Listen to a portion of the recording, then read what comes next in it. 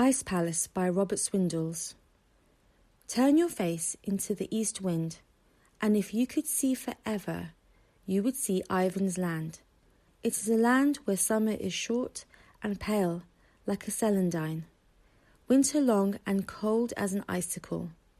Ivan does not live there now, for he grew old long ago and is gone. But the people of the pine woods remember him.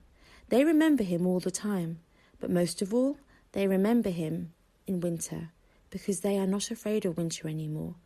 They have no need to be afraid, because of something Ivan did when he was very small. Ivan and his brother lived in the house of their father, the blacksmith, in a village in the shadow of the great dark forest.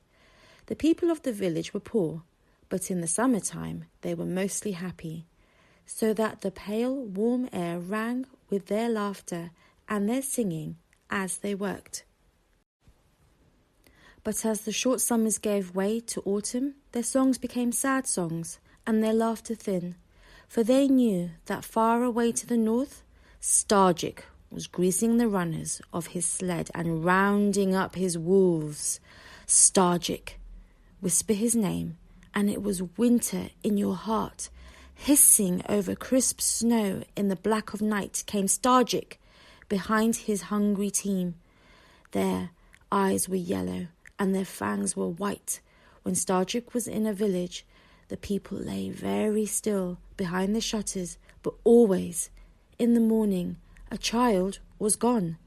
For Stargic was known in every pinewood village as the child taker, and those he took were never seen again. One night, when an icy wind whined through the black trees and powdery snow sifted under everybody's doors, Stargic came to Ivan's house, and when Ivan awoke in the morning, his little brother was gone. All the village wept for the blacksmith and his wife, and for little Ivan, who must now play alone. And little Ivan walked in Stargic's sled tracks to the end of the village and stood there a long time, gazing into the north. That evening, at supper time, while his mother and father were not looking, Ivan took some of the dark bread from the big wooden board on the table and slipped it into his pocket. Then he said, "Mother, I am very tired. I will sleep now." His mother lighted a candle for him, and he carried the little flame into his room. For a long time he sat on his bed, listening to the small noises his parents made beyond the door of his room, and to the wind outside. The wind made a sad, lonely sound, and as he listened, it seemed to Ivan that something was crying out there in the night, something small and frightened, that touched his window and moved away along the wall. And he lifted a corner of the window curtain and pressed his face to the cold glass and whispered, "Wait, little brother, I will not leave you. I am coming." His breath made a cloud on the glass, and there was only the wind. He let the curtain fall, blew out his candle, climbed into bed without taking off his clothes. After a while, the door of his room was opened quietly, and Ivan pretended to be sleeping, while his mother smoothed his quilt, kissed him, and went out, closing the door behind her. Soon after that, the unhappy couple went to their room, and the house was still. Ivan slipped out of bed and pulled on his boots. Then he took his fur parka and moved quietly to the door. Moments later, he was across the warm, dark kitchen and out into the freezing wind. Next morning, the people were awakened by a terrible cry from the blacksmith's house. The blacksmith's wife had crept early into Ivan's room and found his bed empty. All that day the people stood about the village in groups, talking, but nobody had heard Stargic come again, and nobody could remember having known anyone as unlucky as the blacksmith and his wife. And far away through the forest and over the hill walked Ivan. He wore his fur parka, and between his teeth he held a squirrel tail, for if he had not, the wind would have frozen his breath into a mask of ice on his face.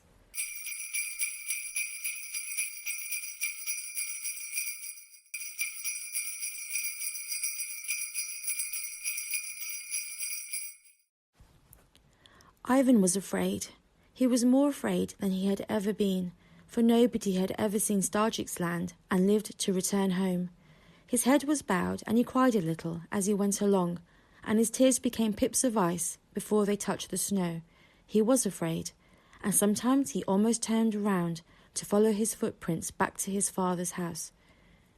But then he would see in his mind a picture of his brother holding out his arms and crying in a place that was cold beyond imagining, and then Ivan would brush away his tears and go on.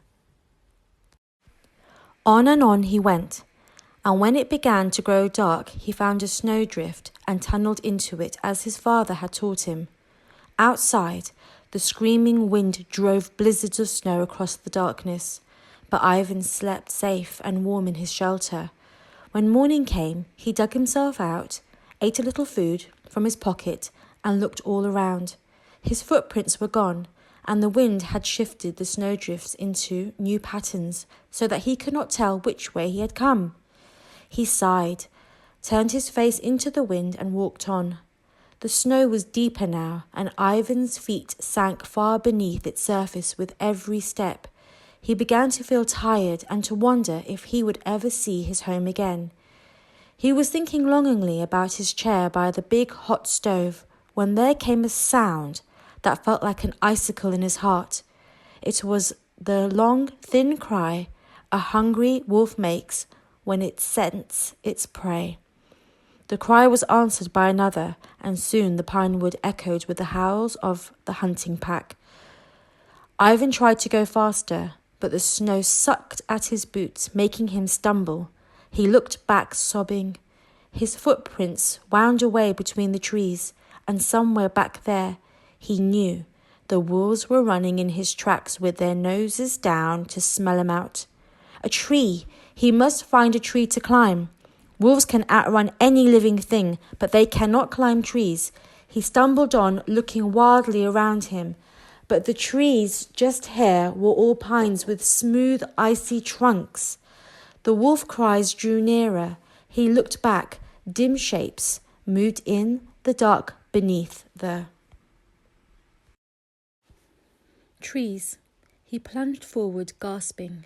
They had seen him now. A few seconds more and they would be upon him. He glanced all about and ploughed through the snow, the wolves at his heels. He leapt. His hands closed around the lowest branch and he swung his legs clear of the ground as the first wolf lunged in a flurry of snow. Painfully, Ivan hauled himself up into the ice-lacquered branches and sat, gazing down. The wolves milled, snarling around the foot of the tree. Their slavering jaws were upturned, and their breath rose in plumes around him. Now and then a wolf would leap, its jaws snapping within inches of his feet. Soon, Ivan began to feel cold.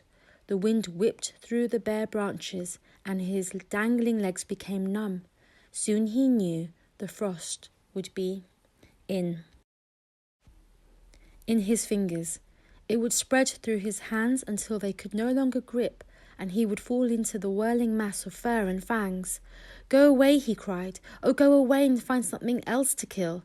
But the wolves gazed at him with their cruel eyes, and their jaws seemed to grin. "They know," sobbed Ivan. "They know that I'm freezing. They're waiting for me to fall." He clung desperately to his perch. The cold began to seep through his hands. He cried softly. His tears froze on his cheeks. "Farewell, little brother," he whispered. "I can never save you now." His eyes felt heavy, and his head sank slowly until his chin rested on his chest. He was going to sleep. The cold was going away. He smiled a little. He had only to let go now, and he would sleep and sleep until the end of the world. A startled yelp roused him. He shook his head and looked down. The wolves were scattering in all directions, and in their midst, rearing on its hind legs, was a huge bear. Its terrible claws hissed through the air, and the wolves fell back snapping. The bear lunged at them, and they turned tail, slipping away between the frozen trees. Ivan cried out joyfully, then gaped with horror. Bears kill people, and bears can climb. He pulled up his feet, trying to move higher. The bear dropped onto all its 4 feet and stood a moment, snarling into the forest. Then, with only an upward glance at the boy, it lopped off, melting soon among the shadows of the pines. Stiffly, Ivan climbed down. He peered fearfully all around, but the wolves were gone, and there was no sign of the bear. All that day little Ivan walked on.